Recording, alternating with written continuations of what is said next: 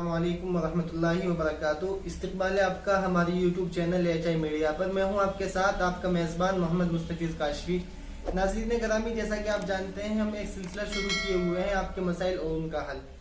ہمیں کل سے اب تک اسی کے تحت جتنے سوالات موصول ہوئے ہیں ان کے جوابات جاننے کے لیے ہمارے ساتھ جامعۃ الشیخ عبدالستار نام کا گندے اڑا کے دارالفتہ کے مفتی حضرت مولانا مفتی عطا الرحمن جمیل قاسمی نانگوی، جو ہمارے سوالات کے جوابات دیں گے۔ جی مفتی صاحب، آپ کا استقبال ہے ہمارے یوٹیوب چینل پر۔ جزاک اللہ۔ جی مفتی صاحب، ایک بھائی کا سوال ہے، ایام قربانی میں میت کے لیے پیسہ وغیرہ صدقہ کرنا افضل ہے یا قربانی افضل ہے؟ نحمدہ ونصلی علی رسولہ الکریم، اما بعد۔ ناظرین کرام، عید الاضحیٰ قریب ہے۔ جن لوگوں پر قربانی واجب ہے انہیں اس کی تیاری رکھنی چاہیے۔ انہی تیاریوں میں ایک تیاری یہ بھی ہے کہ ہمیں عید الاضحیٰ کے متعلق معلومات ہونی چاہیے، طریقہ ذبح معلوم ہونا چاہیے، کس طریقے پر قربانی کی جائے، کتنے لوگ حصہ کس چیز میں لیں، ان تمام سوالات کا آپ کو علم ہونا چاہیے۔ اسی تعلق سے آپ حضرات سوالات کرتے بھی ہیں۔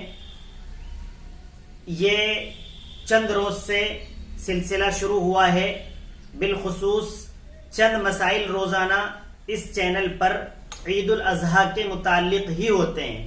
تو آپ کے ذہن میں بھی اس طرح کے سوالات ہوں تو اپنی تیاریوں میں شامل تمام سوالات آپ ہمارے واٹس ایپ وغیرہ پر بھیج سکتے ہیں۔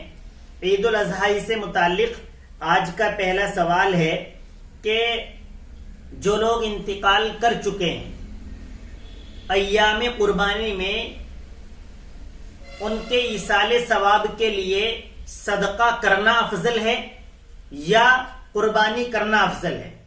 اس کا جواب یہ ہے کہ ایام قربانی میں قربانی کرنا افضل ہے۔ ایصال ثواب کے لیے قربانی کرنا ہی زیادہ بہتر ہے۔ جی مفتی صاحب، ایک جانور ہے، اس کو قربانی کے لیے گرا رہے تھے، گرتے وقت اس میں کوئی عیب پیدا ہو گیا تو کیا اس کی قربانی جائز ہے؟ ذبح کرنے سے پہلے جانور کو قبلہ رخ کرتے ہیں اور تقریباً اس کو گراتے ہیں، لٹاتے ہیں۔ اس وقت جو طاقتور جانور ہوتے ہیں وہ اپنی طاقت کا استعمال کر کے باہر بھاگنے کی کوشش کرتے ہیں، چھٹنے کی کوشش کرتے ہیں۔ ادھر سے ذبح کرنے والے لوگ اسے لٹانے اور قبلہ رخ کرنے کی کوشش کرتے ہیں۔ تو اس کوشش کے درمیان کبھی ہوتا ہے کہ اس جانور کو چوٹ لگ جاتی ہے۔ تو جو عیوب ہیں، جو قربانی کے لیے مانع ہیں، اگر اس وقت کوئی ایسا عیب آ جاتا ہے تو قربانی جائز ہے، کوئی حرج نہیں ہے۔ مفتی صاحب، اگر کسی جانور کے پیدائشی سینگ نہ ہو تو کیا اس کی قربانی جائز ہے؟ اگر کسی جانور کے پیدائشی سینگ نہ ہو یا بچپن ہی میں اس کے سینگوں کے نکلتے وقت ہی وہاں پر کوئی ایسی چیز لگا دی جائے کیمیکل جس سے سینگ نہ ابھر پائیں، ایسے دونوں جانوروں کی قربانی جائز ہے۔ جی، اگر کسی شخص کے پاس قربانی کے دنوں میں حرام مال آ جائے اور وہ صاحب نصاب ہو جائے تو کیا اس پر قربانی واجب ہوگی؟ حرام مال آنے کے بھی دو طریقے ہیں۔ ایک تو یہ ہے کہ کسی شخص نے چوری کر لی، چوری کا مال اتنا آ گیا کہ وہ صاحب نصاب ہو گیا۔ ایک یہ ہے کہ جو اس نے بیع کی ہے وہ بیع فاسدہ ہے، اس کے اندر اس نے کوئی فریب کاری کی ہے، یا جو بیع کو فاسد کرنے والی چیزیں ہیں، کوئی چیز اس خرید و فروخت میں، اس تجارت میں، اس بزنس میں شامل ہو گئی ہے۔ تو یہ دو چیزیں ہو گئی، چوری کا مال، بیع فاسدہ کا مال۔ اگر چوری کا مال آیا ہے تو وہ مال اس کی ملکیت ہی نہیں ہوئی، ملکیت نہیں ہوئی تو وہ صاحب نصاب ہی نہیں ہوا، تو وہ قربانی اس کے لیے کوئی معنی نہیں رکھتی ہے۔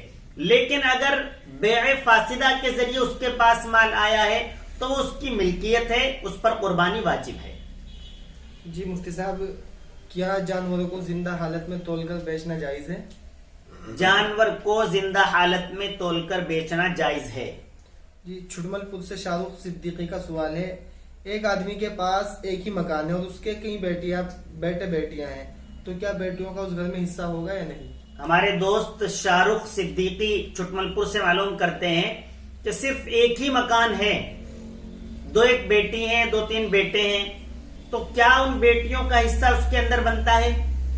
تو اس کا جواب یہ ہے کہ شریعت نے جو ورثہ متعین کیا ہے، جو حصہ تقسیم کا معاملہ طے کیا ہے، وہ اسی طریقے پر طے رہے گا، چاہے 10 روپے ہوں، چاہے 10 لاکھ روپے ہوں، چاہے 1 مکان ہو، چاہے 2-4 مکان اور پلاٹ ہوں۔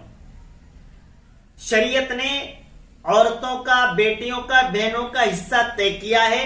میں آج دوبارہ AHI میڈیا یوٹیوب چینل کے بینر پر تمام جہاں تک ناظرین تک ہماری بات پہنچتی ہے، پوری قوم و ملت سے درخواست کرتا ہوں کہ اپنی بیٹیوں اور بہنوں کے وراثت کا جو حصہ فرض قرار دیا گیا ہے آپ لوگوں پر، اسے ان کا حصہ دے دیا کریں۔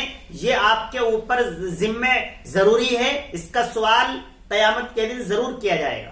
جی مفتی صاحب، ایک بھائی کا سوال ہے، میاں بیوی میں نکاح کے بعد آپس میں اختلاف ہوا تو لڑکی کہتی ہے کہ نکاح کے لیے میں نے اجازت نہیں دی تھی، تو کیا وہ نکاح ہوا یا نہیں؟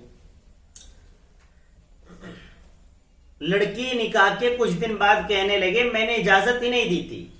واقعی مسئلہ تو یہ ہے کہ اگر لڑکی نے اجازت نہیں دی تھی تو نکاح نہیں ہوگا، لیکن یہ آپ سمجھ لیں کہ نکاح کا طریقہ کیا ہے۔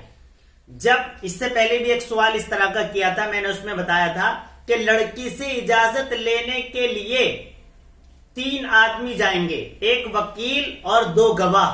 وہ اس سے جا کر معلوم کریں گے کہ فلاں ابن فلاں اتنی مہر، آپ کا نکاح ان سے کیا جا رہا ہے کہ آپ کو قبول ہے۔ تو ان 2 گواہوں کی موجودگی میں لڑکی قبول کرتی ہے، پھر وہ وہاں جا کر نکاح خواہ کے پاس اس کی گواہی 10-20 آدمیوں میں نکاح ہوتا ہے۔ تو اگر وہ وکیل اور گواہ موجود ہیں اور وہ کہتے ہیں کہ واقعی ہم نے سنا تھا اور ہم ہی نے نکاح کرایا تھا، ہم اس کے وکیل تھے، گواہ تھے، تو لڑکی کا قول معتبر نہیں ہوگا۔ اگر وکیل گواہی موجود نہ ہو تو پھر اس کا مسئلہ الگ ہے، پھر اگر وکیل گواہ وہاں نہیں پہنچے، اجازت نہیں لی، تو پھر نکاح نہیں ہوگا۔ جی مفتی صاحب، کشمیر سے مولانا مشکور صاحب معلوم کرتے ہیں کہ بچہ ماں کے پیٹ سے مرا ہوا پیدا ہوا تو کیا اس کو غسل دینے کی ضرورت ہے یا ایسے ہی دفنا سکتے ہیں؟ مشکور کشمیری صاحب، ہمارے مولانا، اگر بچہ اس طریقے پر پیدا ہوتا ہے کہ وہ ماں کے پیٹ کے اندر ہی گزر گیا، انتقال کر گیا، تو ایسے بچے کو بغیر غسل اور نماز جنازہ کے دفن کر سکتے ہیں۔ جی مفتی صاحب، اگر کسی کے شوہر کا انتقال ہو گیا تو کیا شوہر کے